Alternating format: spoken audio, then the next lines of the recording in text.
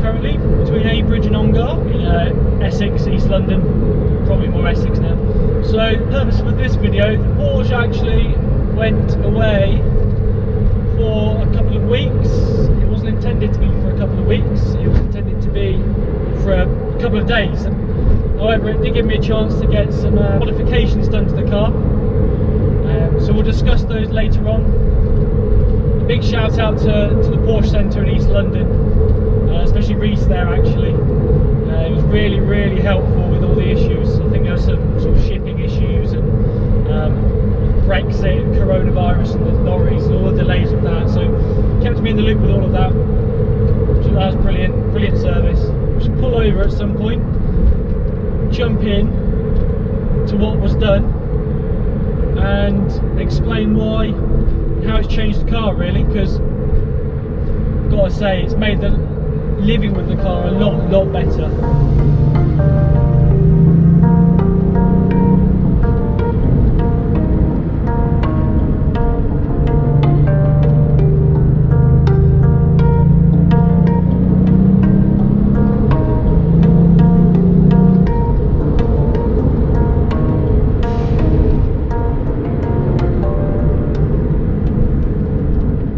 So guys, we're in the interior of the 996 obviously. Hopefully you can hear me okay. I am on the GoPro because for obvious reasons you're about to see, we need my phone, which is down here. Excuse the mess. Normally my phone's mounted up here somewhere, but I've left it off for visibility.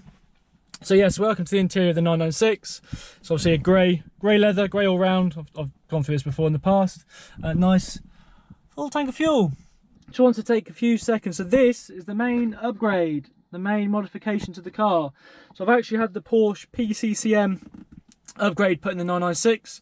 As you can see, I used to have the, what's that, 1, 2, 3, 4 CD auto changer. That's been left in for, well, because it looks more OEM. But yes, we've got the PCCM system here. First thing to know, obviously, it's much easier to use. Touchscreen compared to the old one. The old one was very dated. Obviously you've got things like now got DAB radio, so that's really good.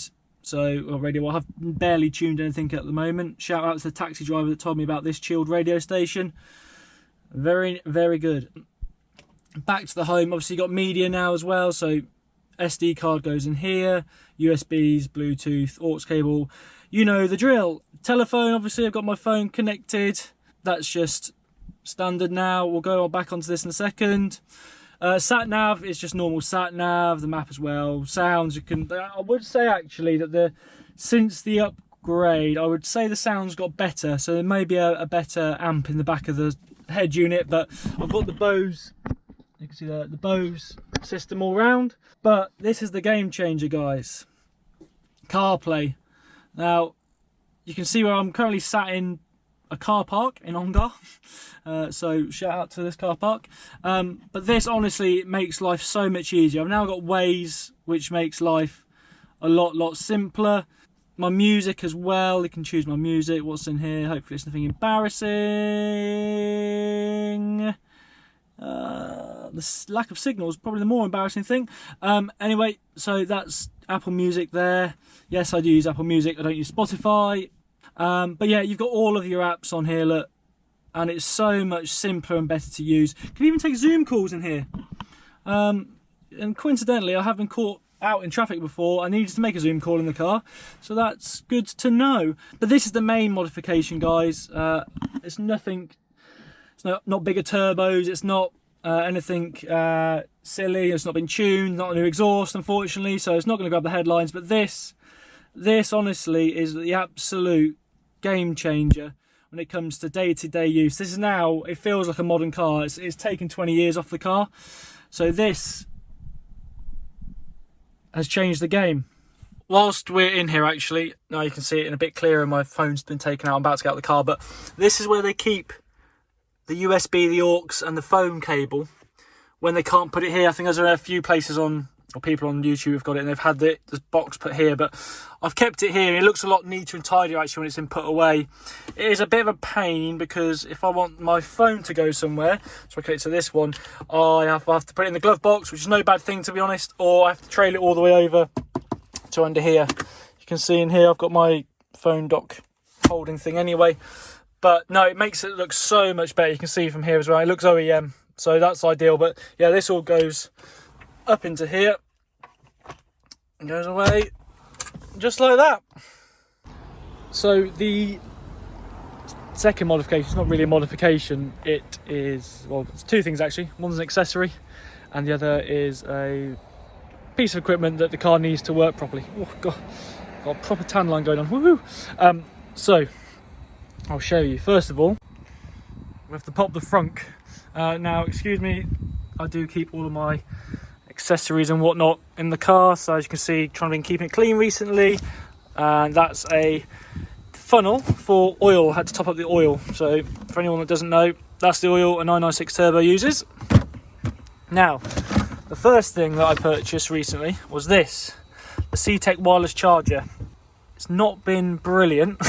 It is fully charged at the moment. However, when I came to get my car fairly recently, I believe actually the battery completely died. So when I panicked the first time, went on Amazon, got this delivered the next day, charged it up, plugged it in, and it didn't work. The battery was completely dead, and it just wouldn't take any charge. So then got hold of Porsche. Oh, I saw a camper van.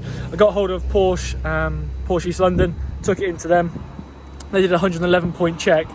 A few things came up, but the main one was the battery, to be honest, and the front release actually, because I was really struggling with the front boot release and the unlocking and locking of the car. I think it was all sort of connected, lack of power and whatnot. So they've now put in, I've just scratched myself, ow. They've now put in a Porsche genuine battery, because it didn't have one previously. Now it is an absolute pain in the arse to get into this. It doesn't look like it, but it is. So now, there we go, the Porsche genuine battery. Now I've just pulled that out and it's going to be an absolute arseache to get that back in, so bear me 1 second and I'll get that sorted. So I'm back in the car now. It was only a short video. Stop playing with the keys all of it. It's only a short video. Day-to-day living now is so much better with the PCCM unit. It's just, it makes life so much simpler. The battery also is not dying every 2 days now, which is good. The CTek charger, a few more chances, I think, just due to the fact that the car had the wrong part. Essentially, that's what caused the issue. But I'm loving life with the 996 so far. I'll do a video of what's it like to daily a 996. I did it with the Jeep and that went down quite well. So we'll do a similar video for this. So yeah, we'll get Tomo in to ask some questions and find out how it's going.